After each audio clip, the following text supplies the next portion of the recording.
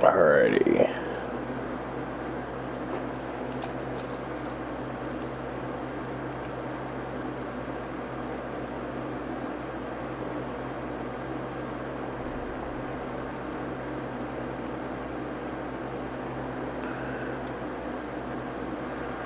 Let's see, audio check, 1, 2. Check, 1, 2. There it is, it's working. Alrighty. So on this video, pretty simple here. I'm going to be talking about Black Ops Zombies and whatnot. Now, I've noticed that there's just a few minor changes to zombies as a whole. I've noticed, you know, not only is there a few minor changes and everything, but most people don't really realize what's going on, what's different, what's new. So this is for two types of people. This is for the people who used to play zombies all the time on like the older Call of Duty games, but you know, who don't really do it now, and they decide, hey, you know what, maybe I'm going to try it with my friends or whatever, but then they don't know what the hell is going on. This is also for the people who, you know, never really played zombies, you know, because they're like 13 or something, you know, they're just a little kiddo or whatever. I was playing with my little brother, in fact, and he didn't know what to do at all. He didn't know a goddamn thing, which is fine, because there was a lot of things that people learned how to do, you know, because good God, time flies. I'm 24 now, you know. I learned a bunch of shit ages ago that is, you know, common knowledge to me and people my age. You know, I sit down and drink a beer and play zombies, but to some of these younger kids out there, they don't know how to play zombies because they didn't have a chance to play the older games. That's not every kid. I mean, there's plenty of young kids that'll run fucking circles around me, but that's besides the point. So, getting into the first thing, before we even get into playing, let's talk about, one of the more important things, weapons. So you can create your class and everything, so you have, you know, you can use whatever weapons, whatever attachments, weapons, that you unlock in multiplayer, you can use those. You can use blueprints and all that type of stuff. That's pretty substandard. You know, people who play Black Ops 3 are familiar with this. People who play Black Ops 1 and 2 are not familiar with this. So, you know, you can tweak weapons, you can put attachments, you know, there's that part of it. Then you got your skills. This is, you know, normally where you'd see the secondary, you instead see skills. Now, you'll notice right there, it says Aetherium crystals available, and it tells you how many you have. It says I have 1 currently. Those you use to upgrade your weapon classes and your weapon or your skills. Now, right here we have create a class. That's just where you tweak your weapons. But if you go to skills, you have your weapon classes, and those can do a lot of things. I don't have everything unlocked. I don't play this game as often as I should. The very first weapon class that you're going to want to upgrade to the max as soon as you can is going to be melee, and you're going to want to upgrade that to tier 3. It replaces the gun butt with a melee knife, then increases the primary melee weapon damage by 10%. Those are both kind of whatever. But number 3 there, replace the gun butt with a Bowie knife. Now, the Bowie knife is a really good knife to have. Why? Because it's a one-hit kill up until round 10. Actually, even during round 10, sometimes it's a one-hit kill. Depends on how soon dogs spawn in. But once round 11 rolls around, then it's a 2-hit kill. And it stays a 2-hit kill, I think, up until round, I want to say 17. Then it becomes a 3-hit kill. You can, a lot of times, if you get stuck in a corner, you can panic knife, you know, if it's just like 1 or 2 zombies, you can panic knife the zombie and get yourself out of that corner very fast. Other than that, once you get that upgraded, whichever weapon class you use the most is what I recommend upgrading. At the time I was using SMGs the most, so I upgraded that first. I swapped over and started using shotguns more, so same thing. Pistols, I was trying to get some attachments for the 1911 and, you know, goof around so that I could get that into gold, which, by the way, I do have that in gold. You can upgrade your field upgrades, so, you know, AETHER SHROUD. You got Frost Blast. You know, Blast has 3 seconds, it slows enemies down. You got Energy Mine, it kind of lets you put down a little mine that's kind of like an explosive. It's kind of like a Bouncing Betty. You got Healing Aura, that will, you know, let you heal yourself and allies.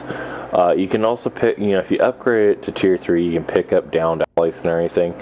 I've seen people use it, and people have even used it pick me up. It's a very useful ability. But it's only useful if you're playing with people, in my opinion. You know, you can use it to play by yourself and everything, but, you know, there's other things you can use if you're playing by yourself, which brings me to why I upgrade AETHER SHROUD to tier 3. Upgrade AETHER SHROUD to tier 3 simply because I was playing by myself most of the time. This one's great, you know, you activate it, it reloads your weapon, you know, that's the tier 1 ability, but it lets you go between a place between the ether and reality. And when you're in this place, you can interact with both. So it doesn't matter if you're in the dark ether or if you're in reality. You know, somebody goes down, you can activate it, all the zombies will ignore you, and you can go and pick up your teammate. You know, it only lasts a couple seconds, but only a couple seconds is all you need. Reloads your weapon. I have that upgraded. That's kind of like icing on the cake. Increase the duration 8 seconds, that's really nice, especially, you know, if you have like a huge horde of zombies chasing you, activate it. Now you can have a couple extra seconds of breathe room. Instead of it being 5 seconds, it's, you know, 8 seconds. And then, you know, the last one, activation instantly warps you forward a small distance. That one's kind of a blessing and a curse. That one's kind of, there's been a couple moments where I misjudged the distance, and there's been a couple moments where, you know, I'm running out of time, my teammate's about to die, there's no zombies or anything, but I just need a quick burst of speed, and I've used that before. Ring of Fire is the one that everybody seems to like. You know, you spawn it, it blasts, you know, zombies with fire, and boosts your damage. You know, everybody likes to use that one. That's the most common one I've seen. I think just about everybody uses it. I've played around with it. I don't really care. Ring blocks and projectiles. I can see how that would be useful. Especially since there's a lot of fucking projectiles. Especially with the elite, as they call it. Or, you know, the radioactive super mutant, as I call it. You get the, you know, ring ammo is taken from your stock instead of your magazine. That one is really cool if you have, you know, something that gives you a lot of stock. Now, perks. I have not played with Tombstone Soda, so I can't give you any recommendations on that. It's pretty popular, but from what I've seen, most people are ignoring it. People kind of pick it up as an afterthought. You know, whereas like they pick up this, and then they pick up this, and then they pick up this, and then they'll go back and pick up Tombstone. You know, I've never seen somebody go and pick up Tombstone as quickly as possible. My recommendations is, you know, I have quick revive here. You know, the crawl speed is fucking useless, because the faster you crawl, the faster you bleed out. So I don't know why anybody would really consider that an upgrade. In fact, the more you crawl, the more you bleed out. So, you know, on that end, that does nothing. Now, the reduce the delay before health starts regenerating by 50%, that one's kind of a big deal, and that's why I upgraded it to tier 2. Tier 3, reviving an ally will also heal you to full health. That one's actually worth it if you want to invest in that. The only reason I haven't is because, well, you know, I play solo more than I play, you know, with people. Speed Cola, I upgraded this one all the way up to tier 3 as quickly as possible. you know, I just like reloading stuff, especially since I play with shotguns a lot, you know, because there's a lot of reloading with shotguns. I've been playing with the noob tube grenade launcher, which even when pack punch, it only holds like 3 rounds, so it's like I'm always reloading. Juggernog, reduce status effect durations by 50%. That one's actually kind of a big deal. Why? Well, quite simply, you know, you get status effects from, you know, the zombies, you get status effects from walking in the swamp water, you get status effects from the hellhounds that chase you around when they poison you. You get status effects when you get in the ether for a couple seconds. You get status effects when you accidentally flashbang yourself. You get status effects when you accidentally stand too close to your own explosives. So that kind of makes a big deal, but you know, regardless, you should still invest in Juggernog. Armor plates replenish 25% additional armor. That one's not really a big deal. That one doesn't really matter. Juggernog just increases your health by 50. You know, that doesn't really explain whether it's 50% or 50 points. It's 50 points. That brings it to 150. When you get to tier 3, however, it gets your health up to 200, which is quite a lot of health. That allows you to take like 3 or 4, and it goes from like, you know, being hit twice to 3 times in a high round and going down, to being hit like 4 or 5 times and going down in a high round. Elemental Pop's useless. I mean, Elemental Pop is something I always grab as an afterthought. Deadshot Z.K.I.A, that one might be worth investing, but the main thing you want to do is you want to get this guy quick revive up to tier 2 first. You want to get that, you know,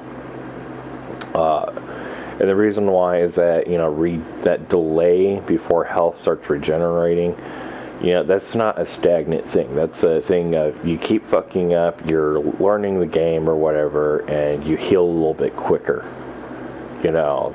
Especially the new players out there, you want to get this before you get anything else. With the exception, of course, getting the knife. The knife is the first thing you want to get. This is the second thing you want to get.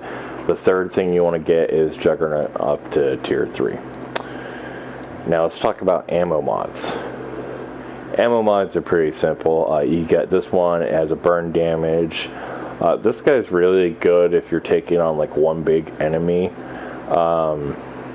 And it does work on, you know, the zombies too, if you just want to shoot them and run away and shoot them and run away, which is something that you're going to do a lot of anyways, you know. The dead wire is also really good. I've seen people use it, and I've seen people use it to full effect. And I've seen those people pretty much never go down. The one I personally like using is Cryo Freeze. I like to slow my enemies down, make them a little more manageable, keep them in large clusters I can just hip fire into and not really have to aim or bother. That one's kind of fun. The only problem with Cryo Freeze is if you have a weapon that kills a zombie in 1 or 2 shots, like, you know, you got a shotgun or a noob tube, Cryo Freeze becomes kind of useless. The noob tube, it will still kind of work pretty well as long as you're hitting the ground instead of hitting the zombie. Completely useless if you're going to hit the zombie and kill him one hit. Cryo Freeze will help you preserve ammo if you're using like a submachine gun or an LMG, something that's not going to kill zombies in one hit. Brain Rot is one that I've been playing around with a lot, that I've been liking. You know, I've only got it up to tier 1, where, you know, enemy explodes and has that toxic gas cloud, the same one that you get from hellhounds. That one's kind of fun. You know, that one's a lot of fun. You know, but, you know, you can deal toxic damage, and you can also hypnotize a zombie to fight for you. Then the tiers just basically kind of increase the increments of, you know, each effect, really. So it's kind of self-explanatory there. I'll probably end up upgrading that to tier 3. Now, that's pretty much explains everything. You know, you have your operators and everything that you can select, blah blah blah. You know, you got your tiers. Your tier does level up zombies. So now let's get into some of the things that some of the old players know and some of the new players should know. Let's see how fast this loads here. I'm trying to keep this video short, but you know, this is a lot of information in a short amount of time, so this video is going to be kind of long. Got good old PS4 loading time there. Nice, crisp, and fast. I'm sure some PC could probably load this shit in faster, but you know, I really don't care because, you know, PCs are a superior console, but if you're playing Call of Duty on a PC, you're playing wrong. Because Activision does not treat PC players fairly. They treat them like garbage, honestly. So, you know, the best console to play Call of Duty is going to be, well, quite simply on PS4. Now you guys are going, well, what about Xbox One? Yeah, what about Xbox One? You know, they don't handle loading times quite as well. They don't handle frame rate quite as well. They do have a better UI, but, you know, that would really more apply to, like, if you're playing, you know, an RPG, like if you're playing Destiny or something, then yeah, you're going to want to play an Xbox. Xbox is good in its own right, and it's, you know, Xbox has that backwards compatibility, which is actually probably why I'm going to be getting an Xbox. Strike team. Let's get to work. Oh my god, shut up, Weaver. Probably why I'm going to be getting Xbox One pretty soon.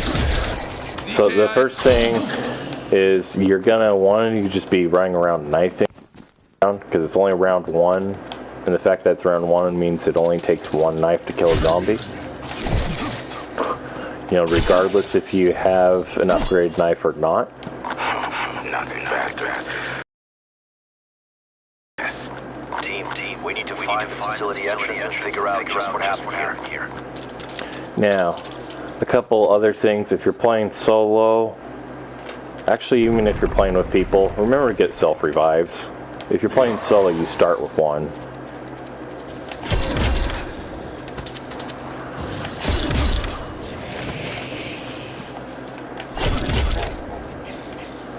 Good old C4. You got your salvage, that's how you get the self-revive, and the other things. Kill streaks are kind of like a waste.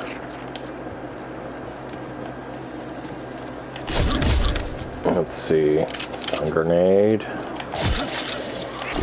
This is that swamp water I was talking about where you get your own little status effect.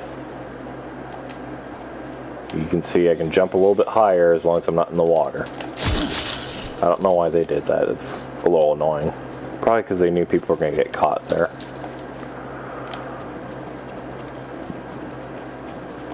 Oh, and as far as surfing on top of zombies go, you know, if you jump down on top of a zombie and try to surf the top of their heads like you were able to do in World at War or Black Ops 1, yeah, you can't do that in this game. Don't even try.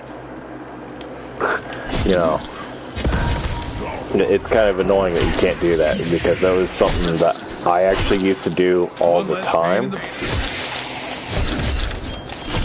Now, as you can see, it's round 3, but I'm still knifing.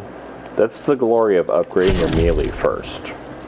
Okay, because, I mean, look at this. Every time you knife a zombie too, you still get extra points, you know.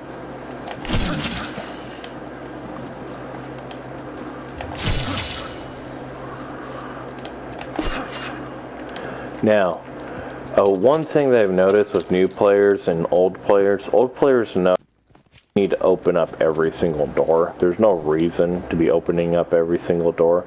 New players will sit there and open up every single fucking door, and that is fucking annoying. So it's the most annoying fucking thing in the world. So, when I start buying doors, Smoke that zombie fuck. There's two things I like to keep in mind. What room am I going into? Why am I going into it? You know. And here's the thing is, this room and that room over there behind it, they're both very small. You don't like small rooms, because small rooms are dangerous rooms, and dangerous rooms are where you get cornered. So I'm going to save up points, and instead of buying one door, I'm just going to skip ahead and buy two. You know, usually if you're playing with somebody right here, you can make them grab the third door. That's what I usually do. You know, I got the first two doors, you grab the third door. But, you know, when you're playing by yourself, you know, when I'm playing by myself anyways, I just grab all three of those doors immediately. I like to save up enough points so I can do that. Now, the reason why I come over here, this is pretty simple. I come over here because that quick revive that I upgraded, I grab that first.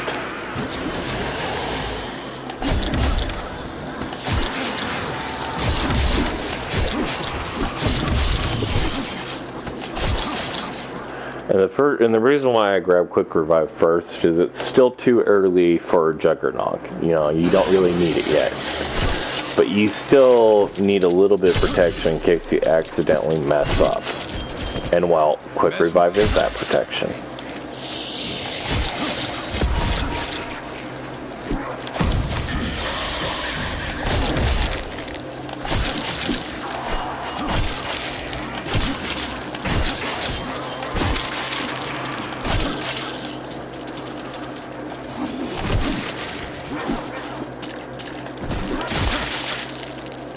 Now, another thing I've noticed a lot is, you know, there's a lot of pickups, there's insta-kill, there's, you know, reload, carpenter, whatever, there's nuke. Okay, I'll be playing in the lobby with a bunch of kiddos or whatever, or, you know, a bunch of guys or whatever that have never played this game or some shit, and they'll have a mic, and they won't say a goddamn word.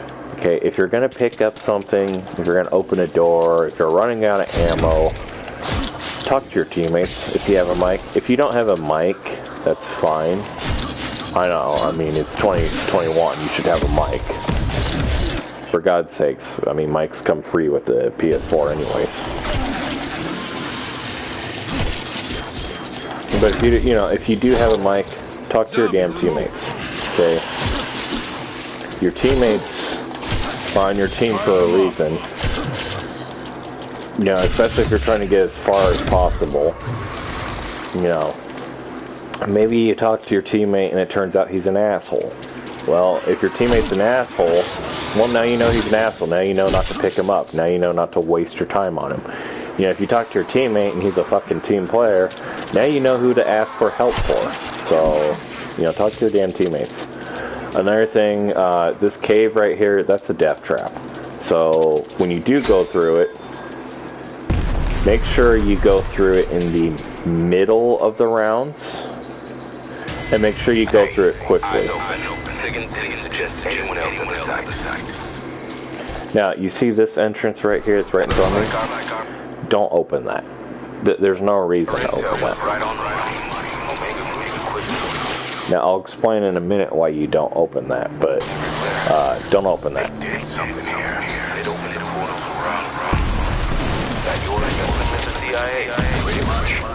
My contact may have gotten himself killed trying to provide additional insight.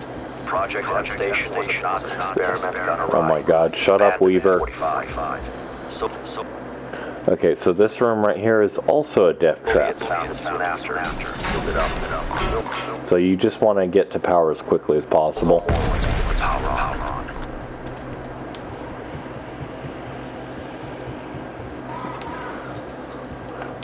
This room is a pretty good room to be in.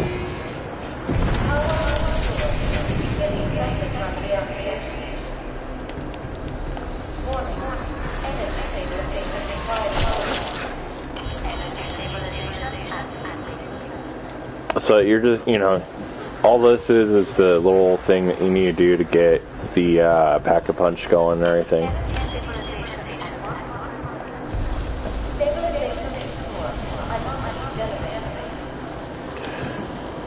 Now, one thing I want to point out real quick, and I'm going to come over here and do it.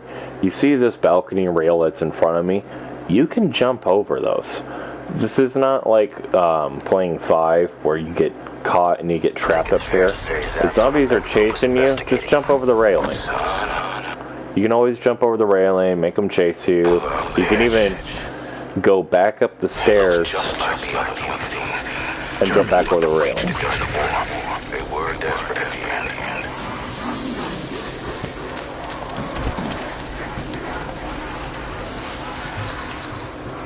So as you can see, I'm just jumping over the railing. The zombies are still following me. Now, the reason why I'm doing it this, figure 8 of jumping over the railing and going back up the stairs and everything, is I'm gathering up all the zombies. Now, when you shoot through one zombie, the bullet will go through and hit a couple more zombies. So when I gather up all the zombies and I turn around and they're in this nice, easily controlled lineup, I don't have to waste unnecessary ammo. What is this guy doing?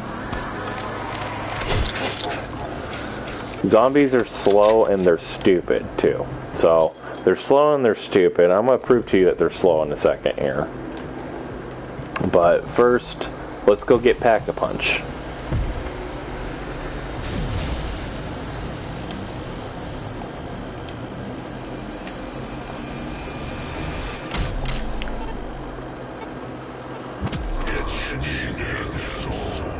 So right now, oh my god, shut up. So right now we're in the Dark Aether, and we're also in the middle of Dog Round. Going into Dark Aether and Dog Round, like if you can line those two up at the same time, it's a good idea to do so.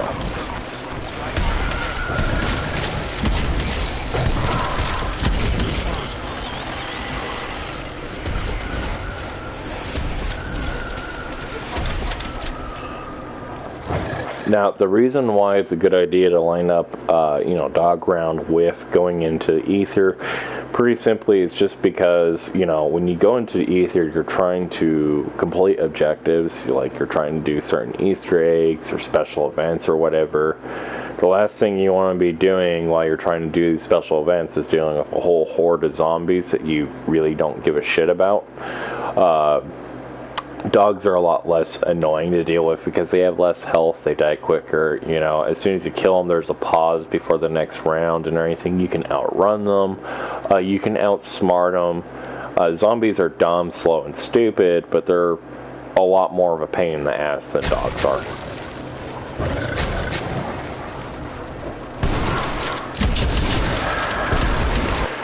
Now, another thing to point out is dogs, when you got zombies chasing you, zombies can chase you upstairs like 3 or 4 at a time. Dogs can only chase you up the stairs like 1 at a time.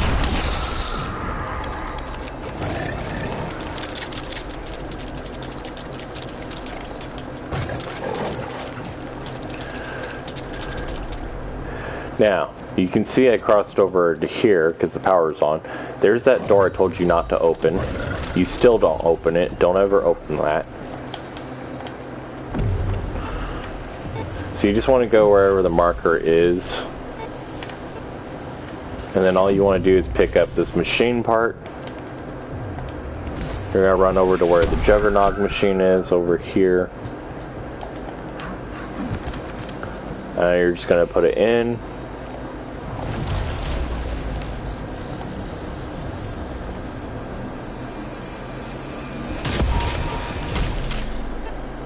And congratulations, now you have the Pack-a-Punch. Pack-a-Punch is right there. That's where you get your ammo mods. That's where you... Oh my god, shut up, Weaver. Shut up, Carver. Alright, so now you get Pack-a-Punch. It's where you get your weapons upgraded. It's also where you get your ammo mods. Radioactive Goon is going to pop up. The Radioactive Super Mutant, the big, giant, green, jolly giant. You'll see who I'm talking about in a minute. Looks like Arnold Schwarzenegger in a hazmat suit.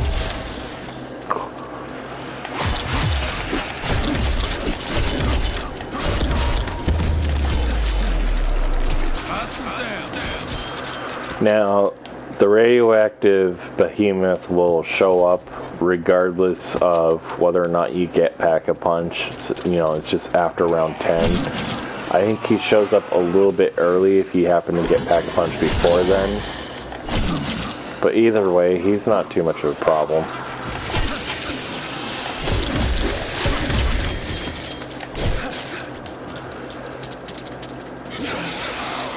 Now, this next part that I'm going to show you guys is pretty cool. Because we're going to go over and we're going to get Juggernog. Because, you know, you need to have Quick Revive and Juggernog. Those are two things that you need to grab every single time to maximize your game. This is that door I told you not to open. You're still not going to open it. Now, we're going to do the same thing we were doing here in the Pack-a-Punch room, is we're going to build a train. This spot, as long as you keep this door closed, is a really good spot to build a train. Why? Because all you have to do is run over here, run back over there. Run over here, run back over there. That's literally it. Okay. I'm going to show you the full horde now. I'm going to let them start spawning in. All I'm going to do is run back and forth. Now, you might have to turn a little bit and make what's called a banana. And, you know, that's called a banana train. Don't know what's over there, but Oh my god, shut up, Carver. Fuck. Okay. Now, you can create a banana and everything, but one thing to mention is you see that yellow guy? He's right there. That yellow guy will mess up your train every single time if you try to do a banana train. So every time he shows up and you're trying to deal with him, you're going to do a different type of train. You're going to do a triangle train. So you're just going to go over here.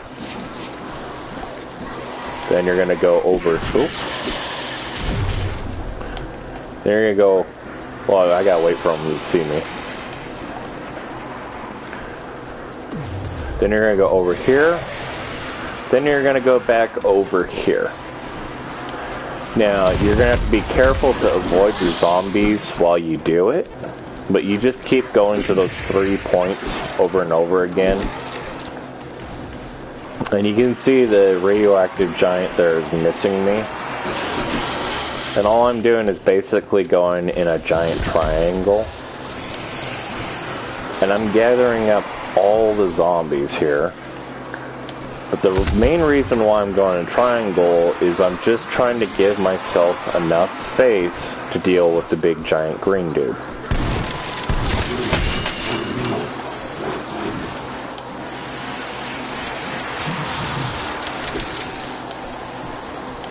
Now, here's the thing about a triangle.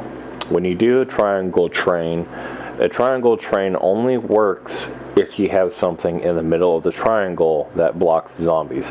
In this case, it's that giant airplane wing. However, it could be, you know, something as a hole in the ground, out of boundaries, you know, maybe a box that zombies have trouble getting over. You know, but there has to be something in the middle of your triangle for it to work.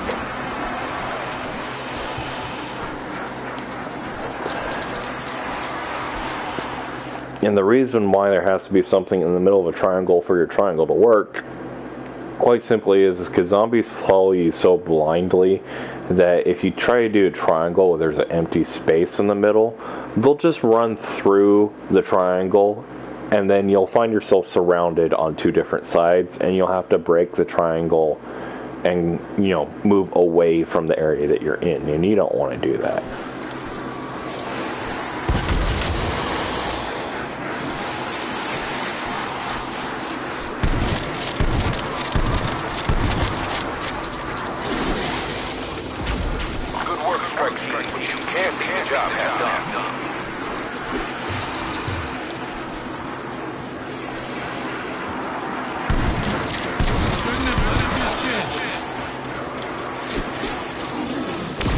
Now, if you mess up on your train, that's okay. Sometimes you can fix it by just going the opposite direction.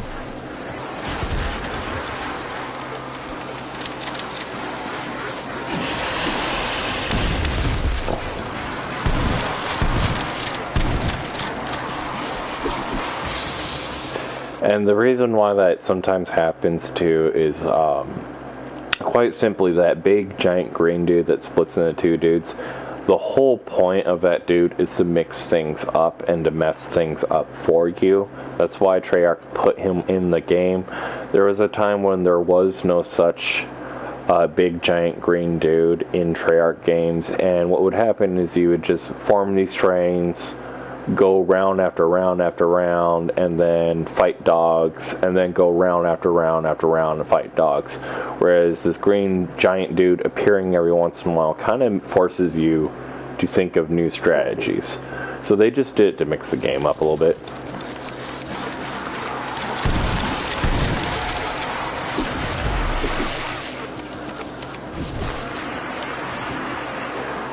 Now, if you feel more comfortable going one direction or the other direction, you can mix up by going back the other way and around at any point with the triangle. That's the beauty of the triangle train. That's why I don't do square, and that's why I also don't do hexagon. Even though those are very popular and more common trains to see, I personally prefer triangle.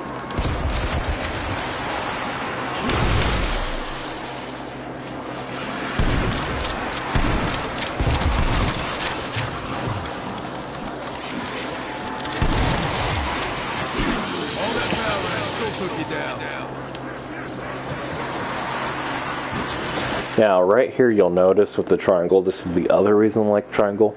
As you're going through the triangle, the big dudes that move slower or faster, or, you know, that move any little bit differently, the zombie, usually gets separated from the zombie in a situation where the different one is in front of you, like how this guy is in front of me, and the zombies are behind me, which makes it easy for me to shoot the different one and single out that different one.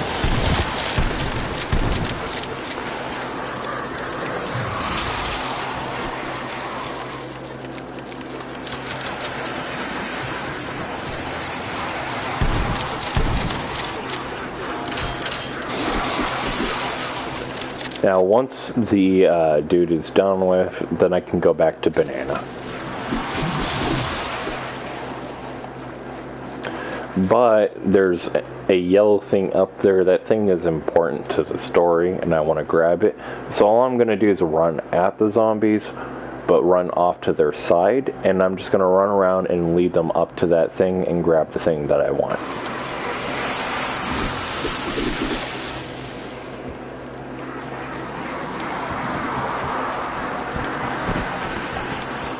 And from there, I just go back to the same position and continue doing the same thing I was doing before. Now, one thing that I want to also point out is that you can always tell if a spot is 1, 2, or 3 people, quite simply because a crowd of zombies is 1 person. Alrighty, so you got that right there. Could you fit a second person there, or could you fit a second crowd of zombies there and have somewhere to escape to? No, you could not. So that being said, anytime you introduce a second person, you're going to have a second crowd of zombies. There are some rooms where you can have all 4 people running around building their train, and you can have 4 crowds of zombies, and it's no problem because the room's either big enough or it's shaped in a special way or something, you know, or that spot is just really special. You know, it's pretty rare to have 4 people in one spot, but you know, there's some spots where there's only a 1-person spot. This particular spot that I'm in right now is a 1-person spot.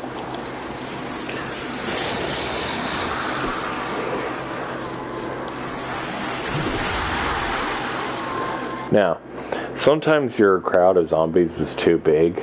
Don't be afraid to back off from your spot.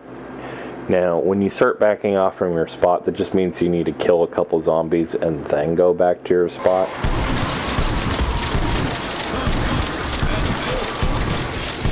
Undead hostile,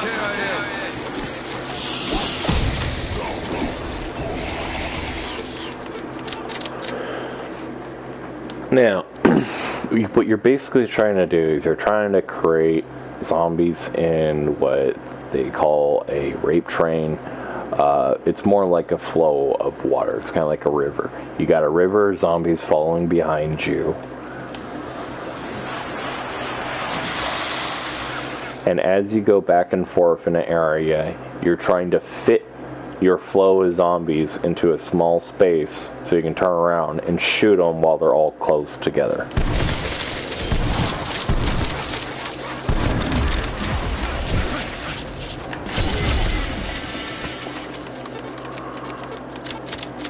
Now, so this is a one-person spot. Over by Pack-a-Punch, where you're jumping over the railing, you can actually fit up to 2 people there. So you got 2 people over in Pack-a-Punch, you got 1 person over here as long as you don't open this door, and then the last person can either go in the swamp or can go into the beginning area. He can start his own train over there. Now, the point of building a train is pretty simple.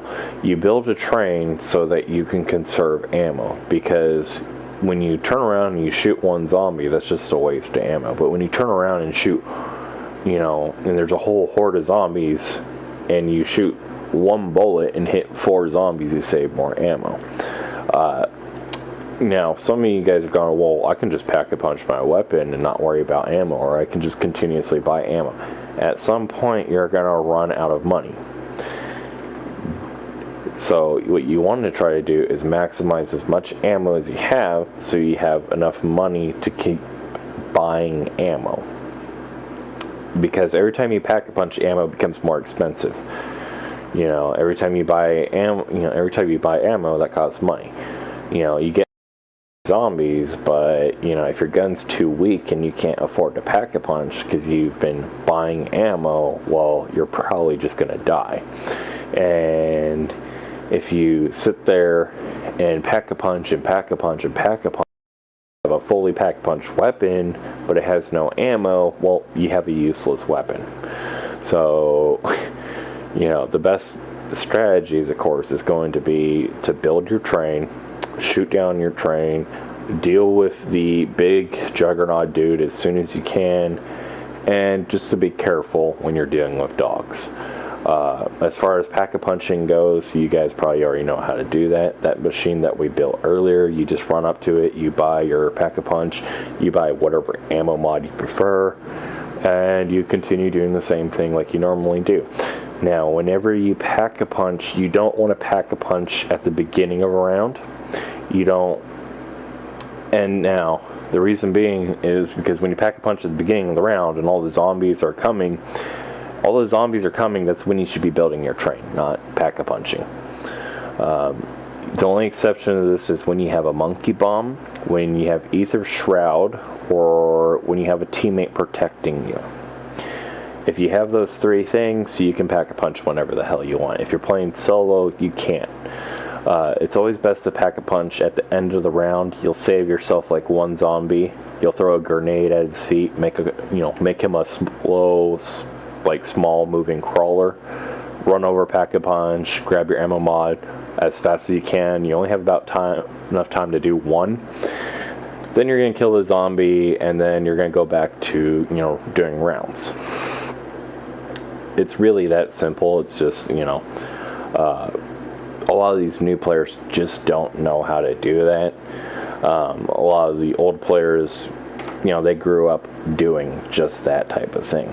So, if you're playing with your older brother or something, or maybe you're playing with your father or whatever, some of you guys out there are fathers now, that's how you play with them. I mean, zombies really is that simple. Now, zombies is kind of fun, especially when, everybody else goes down because they made a mistake, or they forgot to do something that they should have done, or they ran out of ammo, or or maybe the game lags for a second. Then you get to go run around the map like Mr. Hero and pick them all up. If you can't do that, then you get to run around like a hero and just survive and finish the round so they can spawn back in next round. You know, and of course, like I said, you got the big green giant. You know, he's running around. He's supposed to mix things up by, you know, being kind of, you know, kind of a pain in the ass, really. But then, you know, on the other hand, you got that new player that doesn't know what the hell he's doing or whatever. And that always actually makes things fun, especially when you're an old player and you can just do this by yourself for forever. Because there's no excitement in doing the same thing over and over again, and that is the problem with zombies.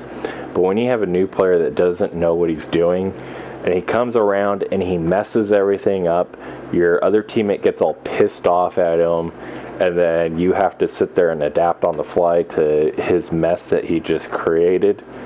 A, it's hilarious. B, it's entertaining as hell. And C, not only do you get to there and clean up everybody's mess, but then you get to turn around and look like a badass while doing it. So anyways, that's pretty much all you really need to know to get started on playing zombies. Just play around a little bit, play some solos maybe, you know, play online, play with some friends, you know, play public matches. I don't care. The only way you're really going to get better at zombies, though, is, yeah, you can watch videos like these all days, or you can sit there and actually play the game and learn it for yourself. But by all means, things I've shown you, give it a try, you know, mess around with things, test things out, and have fun with it.